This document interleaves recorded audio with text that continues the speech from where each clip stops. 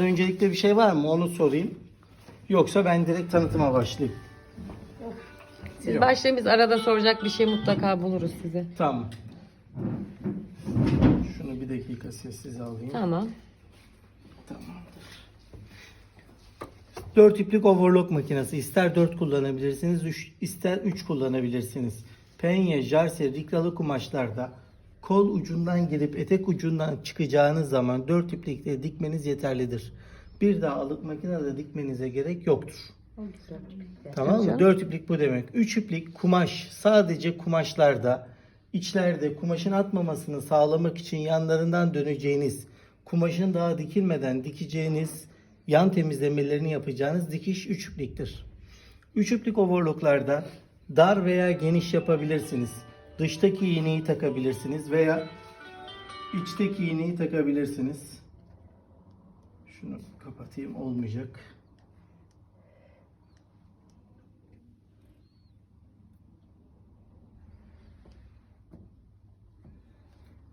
Dıştaki veya içteki iğneyi takabilirsiniz. Dışa taktığınızda iğneyi geniş overlock yapar. İçe taktığınızda dar overlock yapar. Şimdi normal overlock'u deneyelim. Burada AB'yi kastediyor, evet. evet. Burada şöyle söyleyeyim size. İplik takımları ile ilgili bir şablon var. 1 2 3 4 diye sıralı vermiş. Burada en çok dikkat edeceğiniz şey üst iğneye gelen iplik şablonuna çok dikkat edin. 3 numara geliyor buradan, üstten geçiyor ve içteki iğneye gidiyor. 4 Yeşil numara yani. evet, Hı hı. yeşil. 4 numara geliyor. Alttan geçip dıştaki iğneye gidiyor. İplik ayarlarınızı tutturmakta sorun yaşarsınız. Yani iğneyi değiştirdiğiniz zaman üst iplik takımınızı da ona göre değiştirmeniz gerekiyor. Bu şekilde buna dikkat edin. Özellikle üst ve alta. Üstten gelen içteki iğneye, alttan gelen dıştaki iğneye. Buna çok dikkat edin. Şöyle, yani yeşil olan A harfine, mavi olan B harfine gelecek şuradaki. Aklımızda kalması için biz şöyle bir yöntem yapıyoruz. Mavi İngilizce'de blue demektir. Blue'dan B'ye gelecek Evet. anlamına geliyor. Bir de herkes şu iplikte zorlandığını söylüyor. İpliği buradan kopartıyorum. Kolay takım için onu da göstereyim. Lüperin tamamen önde olmasına dikkat edin. Lüperin tamamen önde olmasına dikkat edin. İpliğimizi buraya kadar takıp geldikten sonra buradaki alttaki kancaya da attık. Bunu da bitirdik. Buradan lüperin arkasına iteriz. Aynı örgülerdeki gibi. Arkaya doğru ittiğimizde lüper yerine geçmiş olur. Tek hareketle, bir parmak işaretiyle buradaki boşluğa doğru ipi ittiğinizde iplik yerine geçmiş olur. Bir daha herhangi bir şekilde uğraşmanıza gerek kalmaz. Evet. Tamam mı? Teşekkürler. Evet. Cımbızı var mı bunun kolayda? Oradaydı, Zarife verir misin? Eski olan ama yeni olanlar var. O da içine. Yeşilleri mi takıyorsun? Yeşil, evet. Sana tabii lazım.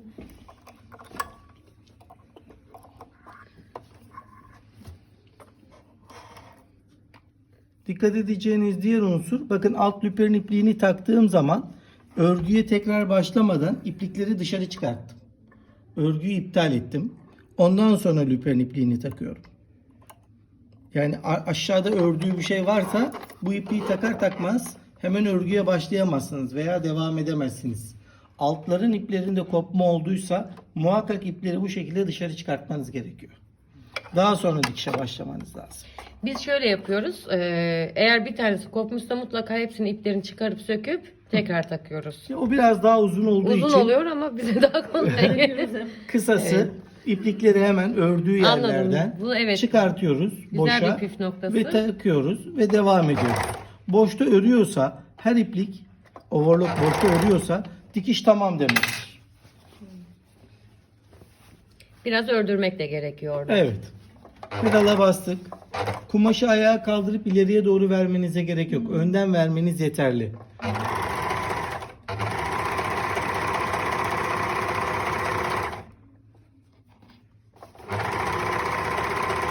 Şimdi farklı renklerde daha net belli olur. Ama ve lakin overlock dikişinizde bozukluk varsa buradaki veya şuradaki dipteki dikiş iğnenin ipidir. Alt yakada olan üst lüperin ipidir. üst tarafta olan Sarın.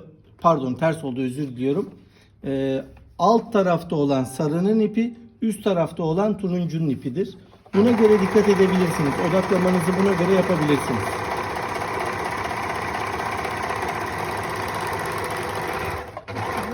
Yan tarafa geldik. Burada sıklık seyreklik ayar yeri var.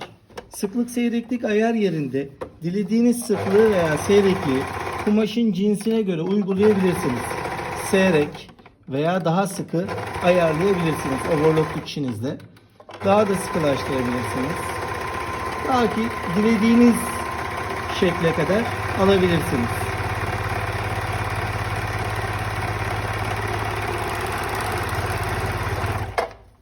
Bu şekilde istediğiniz sıkılıkta ve seyreklikte ayarlayabilirsiniz.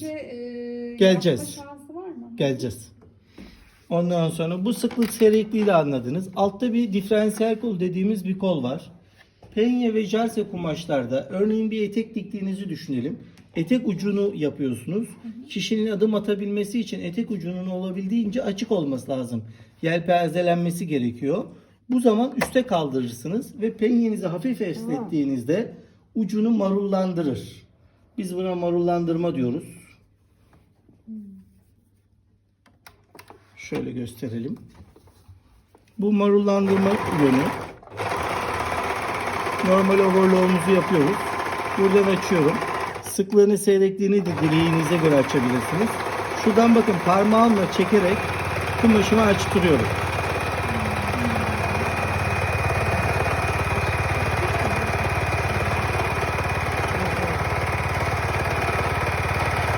Biz bu dikişe marullandırma diyoruz.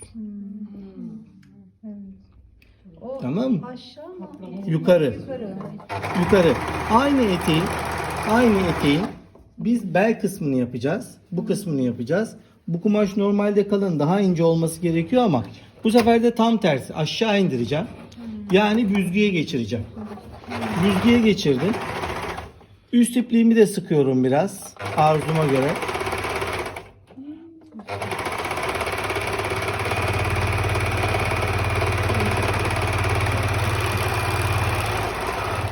Şimdi üstten büzdürdüm, alttan da açtırdım.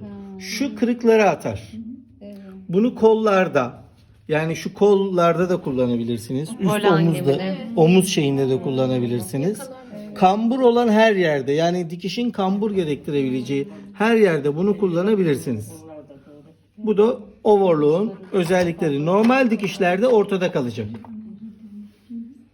Bunu da koyduk kenarıya. İnce bir kumaş bulalım. Şifon Hanımefendi vardı ince- orada. Bana bu uygulamayı yapabiliyor muyuz? Şifonda da yapabiliyorsunuz. Şifonda en çok istenilen şey kumaşın ucunu katlayarak, yani temiz dikiş elde edebilme olayı. Çoğunlukla müşterilerimizin istediği abiyelerde istediği şeylerden bir tanesi. Abiyelerde dikişin üstüne gelecek, yani üst üpere gelecek ipi floş iplik takın veya polyester iplik takın. Bu ipi taktıktan sonra bu bölgenin kumaşı ikiye katlayarak bir overlock yapması sağlanılır ki atmasın diye. Tek kat olursa buradan çıkar. İkiye nasıl katlayacağız? Şimdi de onu gösterelim. Burada örgü tırnağı dediğimiz bir tırnak var. Bu örgü tırnağını kendinize doğru Bebe çekiyorsunuz. overlock gibi. Evet. Üst lüperim normal ayarında kalıyor. Alt lüperimi sıkıyorum. Tamam. Alt lüperimi sıkıyorum. Sıktıktan sonra buradan başlıyorum dikmeye. Arkadan alıyorum. Önden de hafif düzeltiyorum. Buyurun. Kumaşın ucunu ikiye katlayarak ince bir overlock yaparsınız. Kameradan göremedim ben ya. Ha anladım. Dur Hanife şöyle şeye getir. Aa, kıvırmış gibi. Tamam evet. Kıvırdı. Çok ince. Tamam. Normal bunu Çok bir ince. eteklerin dibinde Etek direkt ucuna. bundan yapabiliriz. Başörtü, tülbent, eşarp, Abiye. abiyenin kol ve etek ucunda bu dikişi elde edersiniz. Özellikle de şifonda insanın en çok istediği şey. Evet. Ve şuraya dediğim gibi işte şunları da yaşarsınız. Mesela normal dikiş ayarındayız. Makinede normal overlock'umuzu yapıyoruz. Ama kenarları bol bol kalıyor. Kumaşın cinsinden dolayı. Kumaş kesildikten sonra böyle bir inceliyor. Esneme özelliği var. Bu Buradaki örgü tırnağını tam çekmezsiniz. Az bir şey kenarıya çektiğinizde overlock dikişi tamamen kumaşa yapışır. Bunu da dönem dönem bazı kumaşlarda yaşarsınız. Yani iplikleri sıkmak yerine kenar dikişlerin bol bol kalıyorsa buradan tırnaktan az bir şey öne arkaya oynamam yeterlidir. Buna da dikkat edin. Bunlarda en çok bozacağınız, bizim gibi teknik servislere en çok sevindiren şeyler yanlış iplik takımı. Yanlış iplikleri takıyorsunuz. Yanlış taktıktan sonra da kumaşım yıpranacak diye yandan çekeliyorsunuz. Ayağa kaldırıyorsunuz ve yandan asılıyorsunuz. Lüperi kırma olayınız bu şekilde gerçekleşir. Anlatabildim mi? Maksadı aşan kumaşlar diyoruz biz. Yani Maksadı fazla aşan, kalın evet. kumaşlar. Çok kalın kumaşlar olursa, kalın kumaşlar olduğunda bıçağı kestirmemeye özen gösterin. Makasınızla normal kesin, normal dikerek devam edin. Anlatabildim mi? Hem bıçağı kesip hem de iğneyle dikmeye çalıştığı zaman çok daha aşırı zorlanıyor. Buna özen gösterin. Bunun harici önden ve arkadan hafif açtırabilirsiniz. Tek taraflı itmek yok. Veya tek taraflı çekmek yok. Yolda giderken birinin sizi omzunuzdan itmesine benzer bu işlem. Benim sadece elim var ama olmaz. Alttaki lüperle iğne dakikada 600 defa karşılaşıyor. Azıcık eliniz değdiğinde bu sefer ne oluyor? 600 kere o ona vurmuş oluyor. Belli bir zaman sonra da orayı çizmiş, zedelemiş, Tabii. iplik kopartmaya başlar hale geliyor. Metal yorgun. Kumaşlarda muhakkak önden ve arkadan eşit tutunuz. Hafif gerginliğini veya bolluğunu alın ve devam edin. Bazen hiç tutmanıza gerek kalmaz. Kumaş hafif bir kabalık varsa kumaşta hiç tutmanıza da gerek olmaz. Şu bolluklardan biraz önce bahsetmek istedim. Şunlar oluyorsa örgü tırnağını az bir şey çekmeniz yeterli. Tamam. Şifon çok başarılı. Siz o şifonu bir daha gösterin. Evet. Bir daha Tamam, bir daha göstersin. alalım. Bir daha. Evet, Şifonlarda- dikkatli dinliyoruz şimdi. Şifonlarda burada iplik ayarlarımızın tamamı aynı. Alt ipliğimiz yani şu gelen ipliğimizin iplik ayarını sıkıyoruz. Yani büyüttükçe sıkmış oluyor. Evet, büyüttükçe sıkmış oluyoruz. Ondan sonra Hiç mi hocanız anlatmadı bunları acaba size? Hocam hep böyle değişti. Şimdi diyesim geldi yani. şimdi Pardon, özür dilerim. estağfurullah. Şifonlarda en profesyonel şifonlarda en profesyonel dikişe başlama şuradan ipi tutmayla olur. Bilginiz olsun. Buradan verirken buradan da tutuyorum. İnce başlasın diye. Tırnağı çekmemişiz. Yarıda tırnağı Evet. çektim. Kusura bakmayın.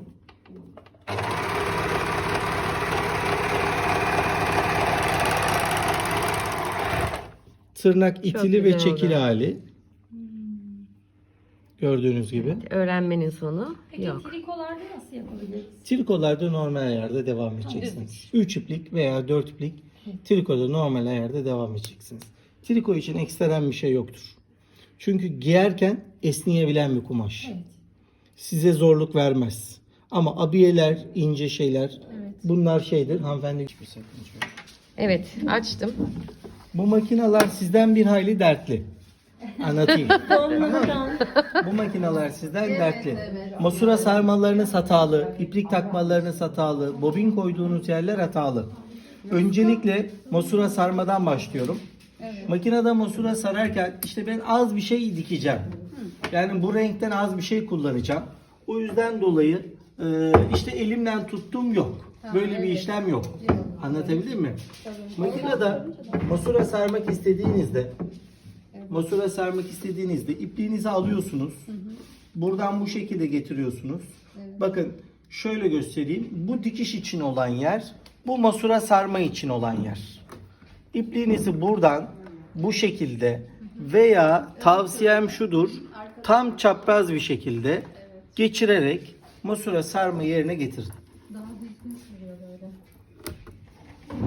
İpliğimizi aldık. Şuradan da şunun da tam olarak geçtiğini görelim. Tamam. Sağ tarafa ittik. Pedala bastık. Makine masura sarmaya geçti. Buranın lastiği bozulmaya başlamış. Evet, Fırt fırt öyle. ses yapıyor. Hepsi işte sizden kaynaklı. İpi böyle tutuyorsunuz. O lastik ondan bozuluyor. Masura sarım şekliniz böyle olması lazım. Evet, böyle daha düzgün. Da masura sararken Masurayı buraya koydunuz. İpinizi buradan taktınız. Buradan dışarıya doğru çıkarttınız. İpi çektiğinizde masura saatle aynı yönde dönecek. Tersine dönerse bazen bolluklar olabiliyor dikişlerde. Ondan sonra da getirip yerine takabiliriz. Dikişlerinde. Bak üstü böyle, altı böyle. Bunu koyuyorum. Ama ayak yok şu an, ayak evet. yok. Biraz çıkacak. Ayak hiza almanızı sağlayan bir ayak. Burada bakın çalışıyor makine. Buraya bir tane atlıyor. Şu atladığı zaman olabildiğince şu sırtın tepesinden vurması gerekiyor. Bir de O bunun da onu ipi var. ittiriyor işte. Özel bir ipi var. Bu ipliği de aldığınızda çok daha güzel oluyor. Ayak olmadığı için denk Şu an evet getirmeye denk çalışıyoruz. getiremiyorsun. Evet. Ayak olunca kendi O ayak denk olduğu geliyor. zaman denk geliyor. Evet. Kup içi, bu paçanın içi kalıyor. Bu arkası, bu da önü. Aa, süper. Hocam hemen alalım o ayak. Tamam mı? Söyleyeyim mi fiyatını söyleyeyim mi? Nasıl? Bu ayak mı? Hayır. O çimen. Hayır.